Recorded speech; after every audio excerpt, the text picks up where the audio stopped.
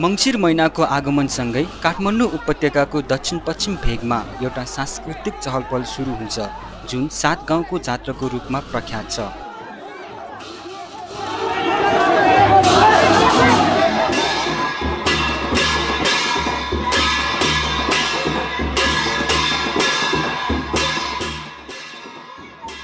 उपत्यकाको हरेक नेवार बस्तीमा अष्टमातृकाहरूलाई गाउँको रक्षकको रूपमा स्थापना गरी पूजा गर्ने प्रचलन मध्यकालदेखि नै प्रचलन भइआएको छ। 7 गाउँको जात्रा भन्नाले काठमाडौँ उपत्यकाको दक्षिण पश्चिम भेग स्थित कीर्तिपुरको इन्द्रायणी, पाङ्गा लगायत मत्स्य गाउँ र सतुङ्गरको वैष्णवी, बोसी गाउँ, लोहखाको भैरव र 9 गाउँको बालकुमारीको जात्राहरू हुन्।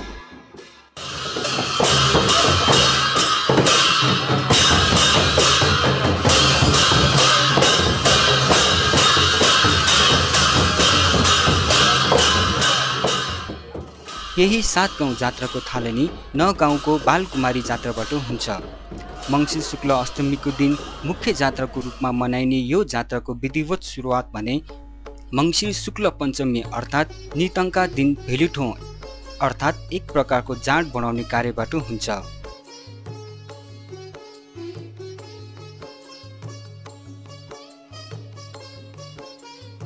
यस दिन 4 जना जात्रापालाहरू मध्ये ज्येष्ठ पालाको घरमा बाँकी 3 जना पालाहरूको सहयोगमा भेलुठो बनाउने काम विशेष पूजा गरी अगाडि बढाइन्छ।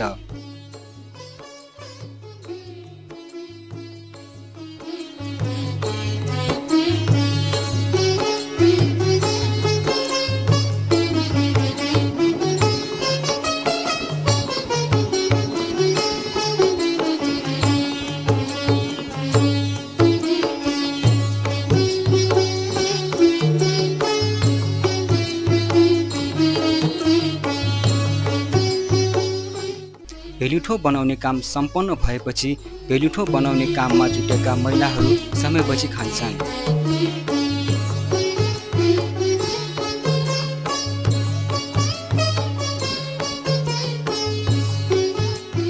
त्यसपछि सप्तमीको दिन गाउँभरि रङ्गी बिरङ्गी ध्वजाहरूले सिँगारिन्छ, घर आँगनमा लिपपोत गरिन्छ।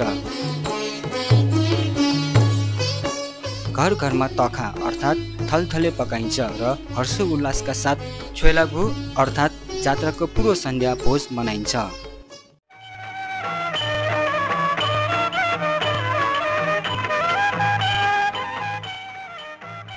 जात्राको मुख्य दिन अर्थात् अष्टमीका दिन बिहानैदेखि घर घरबाट लाछी स्थित बालकुमारी दक्षमा पूजा जान्छन्।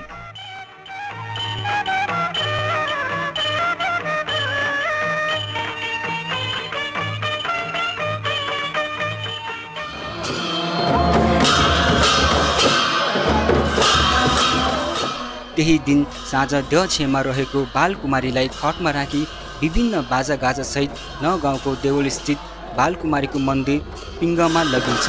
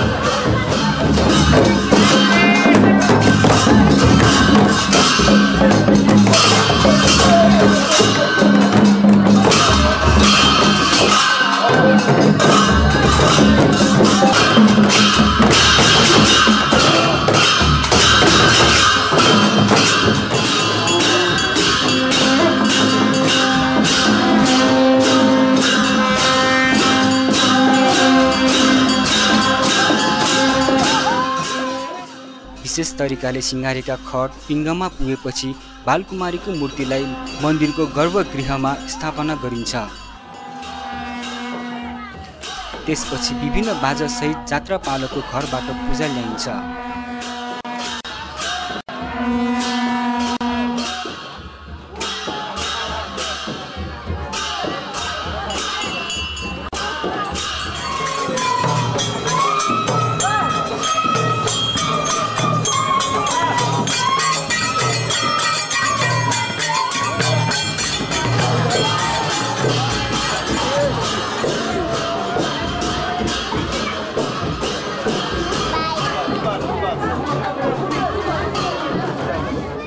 पालाको घरबाट ल्याइएका पूजा सामग्रीहरू पिङ्गमा पुगेपछि फेरि नितङ्काको दिन पकाएको भेलिठो पिङ्गमा ल्याइन्छ।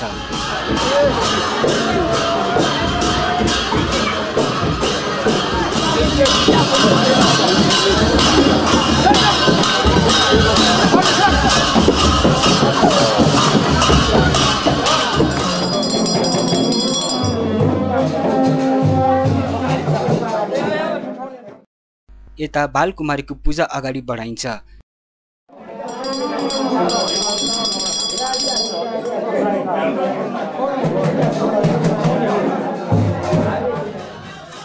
यसै सिलसिलामा एउटा कालो बोका पनि बलि चढाइन्छ।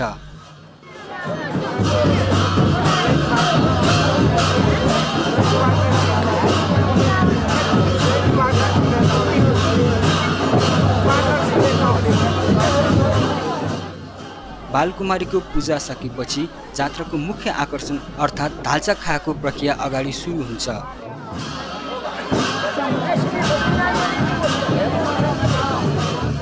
धाल्चा खाएको परम्परा तान्त्रिक विधिद्वारा योगिनीहरूलाई जगाई कम्पन गराउने एउटा तान्त्रिक पद्धति हो, जसलाई योगिनी कमाउने पनि भनिन्छ। यसरी तान्त्रिक विधिद्वारा योगिनी जगाउनुको कारण गाउँ बस्तीलाई भूत, प्रेत, पिचास तथा अन्य खराब तत्त्वहरूबाट बचाउनको लागि हो भन्ने विश्वास गरिन्छ। नगाउँ योगिनी कमाउने परम्परा कहिलेदेखि प्रारम्भ भयो भन्ने कुरा यकिनका साथ भन्न सक्ने अवस्था छैन। हालसम्म पनि यो अनुसन्धानकै विषय रहेको छ। नगाउँमा थाल्चा खाएको कार्यमा संलग्न गुरुजुका अनुसार यसरी योगिनी कमाउने परम्परा उपत्यकामा नगाउँ बाहेक पाटनमा मात्र छ, जुन हरेक वर्ष मच्छिन्द्रनाथ भोटो जात्राको अघिल्लो रात जाउले खेलमा पान्जु नकी खाएको भनेर मच्छिन्द्रनाथका पुजारीहरूका श्रीमतीहरूलाई योगिनीको रूपमा कमाउने प्रचलन अद्यावधि कायमै रहेको छ। नगाउँमा हालसम्म प्रचलनमा रहेको धाल्चा खागु दीक्षा पनि सुरुमा पाटनका गुरुजहरूबाट नै भएको भन्ने मान्यता छ। नगाउँ जात्रामा योगिनी कमाउनको लागि नगाउँ डे गुठीका गुठ्यारहरूमध्येबाट प्रत्येक वर्ष 5-5 जना गुठ्यारहरूलाई फुकी कवको आधारमा रोल क्रम अनुसार पालो दिइन्छ। यसको पालो थाप्ने व्यक्ति गुरुजहरूबाट विधिपूर्वक दीक्षा लिएका व्यक्तिहरू नै हुनु अनिवार्य छ। सबै पूजा विधि सकेपछि योगिनी काम्य 5 जना मन्दिरको अगाडि अग्निकुण्डको दायाँ बायाँ ज्येष्ठताको क्रममा बस्दछन्। गुरुजीले पूजा विधि अगाडि बढाइन्छ।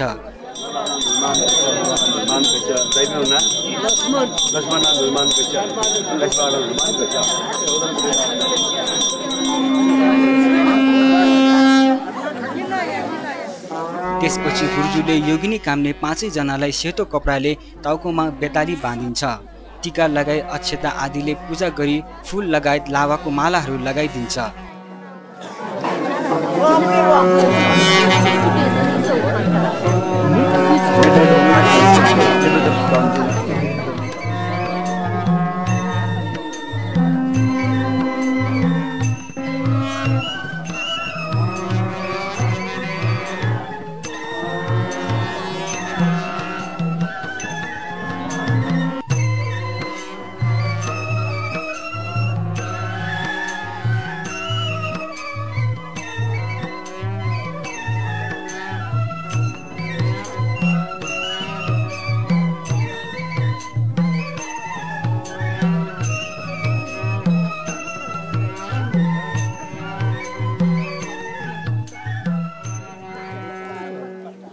त्यसपछि जाँड, रक्सी, रगत, दूध र दही राखेको एक कोटा धाल्चा 5 जना योगिनीहरूको हातमा थमाइदिन्छ।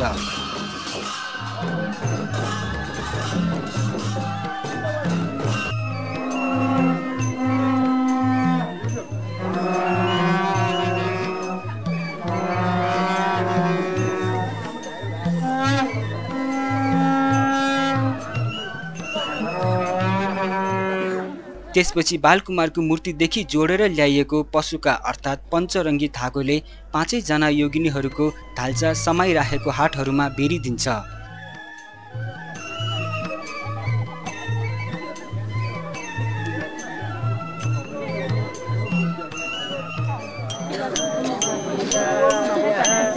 त्यसपछि गुरुजीले ता अर्थात् एक प्रकारको ताल बाजाको तालमा चर्या गाउन थाल्छ।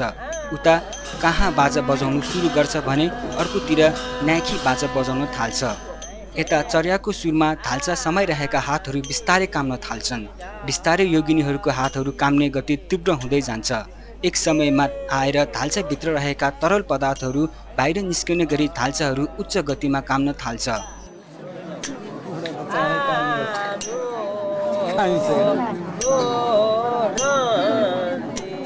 यसरी थाल्चा काम्ने सिलसिलामा दूध भएको थाल्चा समाउने व्यक्ति काम्दैन भन्ने मान्यता रहिआएको छ र हरेक साल कोही एकजना पटक्कै नकाम्ने पनि गरेको छ।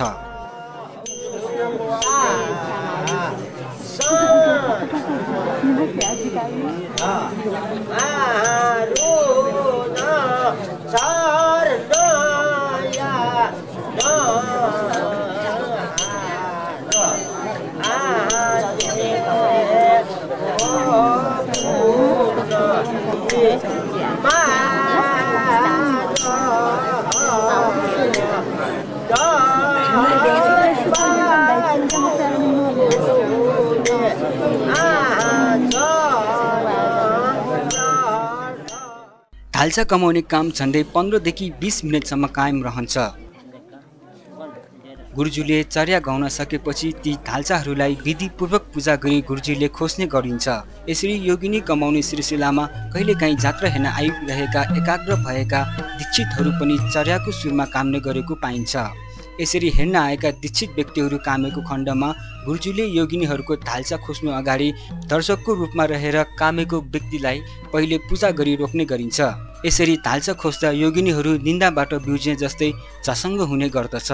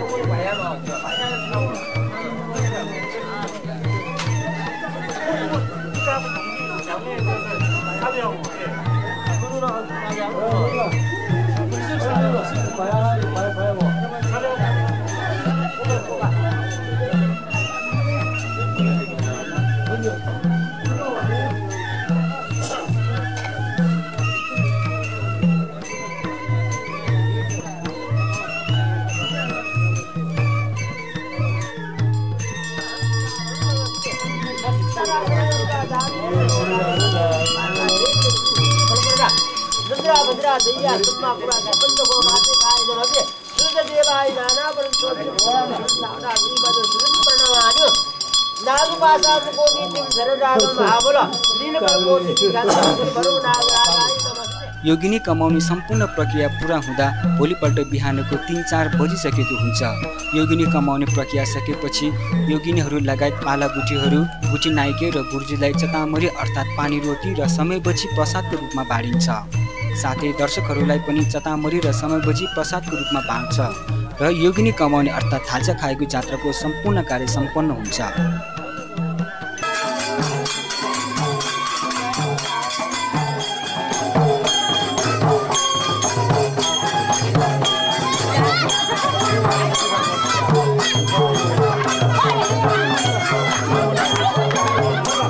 भोलिपल्ट नवमीको दिन दिउँसो गाउँका विभिन्न वाद्य समूह बाजागाजा सहित बालकुमारीको पूजा गर्न आउँछन्। यसै क्रममा देगु गुठीका नाइकेको तर्फबाट पनि पूजा आउँछ।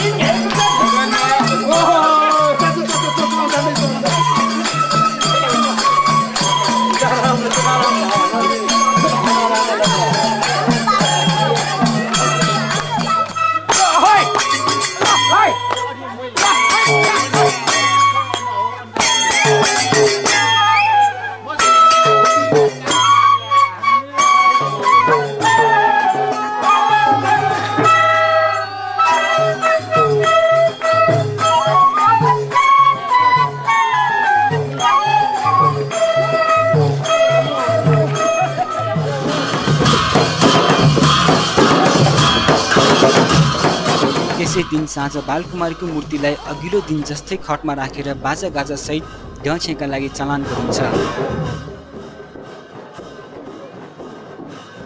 यसै क्रममा खत न गाउँको तल्लोपट्टि रहेको चैत्य पुगेपछि खतलाई त्यहाँ बिसाउँछ। देही गुठीका ज्येष्ठ गुठियारको घरबाट विशेष पूजा ल्याइन्छ।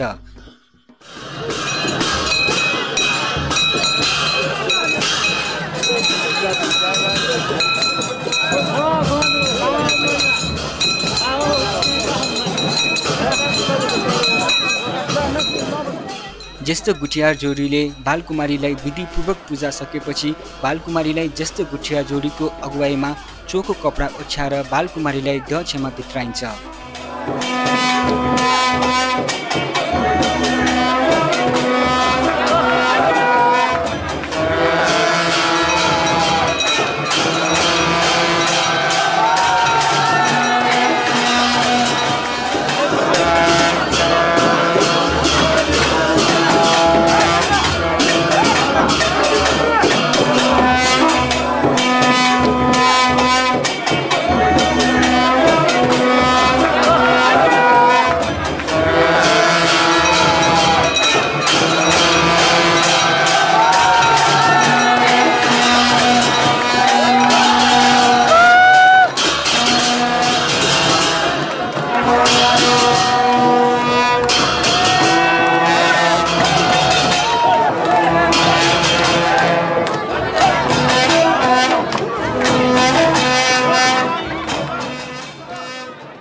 त्यही रात गुर्जु देही गुठीका नाइके लगायत जात्रापालाहरू बसेर अघिल्लो दिन बालकुमारीलाई बलि दिएको बोकाको सिकाभू गरिन्छ।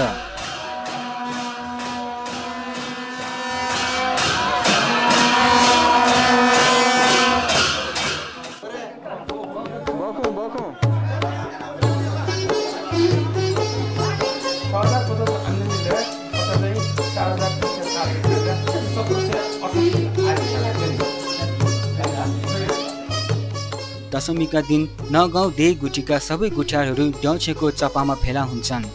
आगन्तुक गुठियारहरूलाई विधिपूर्वक प्रवेश गराइन्छ। कुनै पनि छलफल गर्नुपर्ने विषयहरूमा गुठियारहरू बीच छलफल गरी निर्णयमा पुगिन्छ।